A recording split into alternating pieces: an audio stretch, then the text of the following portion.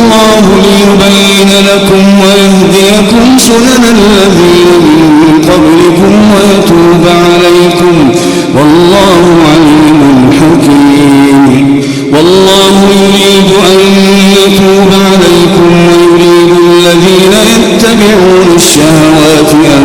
تميلوا ميلا عظيما يريد الله أن يخفف عنكم وخلق الإنسان ضعيفا يا أيها الذين آمنوا لا تأكلوا أموالكم بينكم بالباطل إلا أن تكون تجارة عن تراض منكم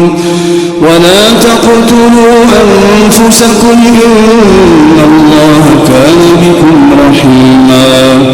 ومن يفعل ذلك عدوانا وظلما فسوف نصليه نارا وكان ذلك على الله يسيرا إن تجتنبوا كبائر ما تنهون عنه نكفر عنكم سيئاتكم وندخلكم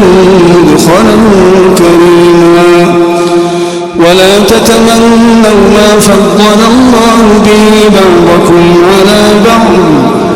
للرجال نصيب مما اكتسبوا وللنساء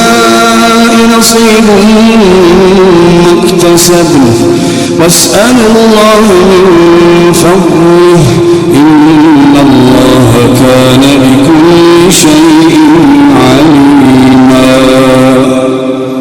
ولكل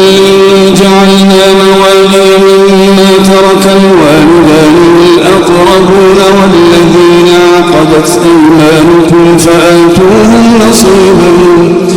إن الله كان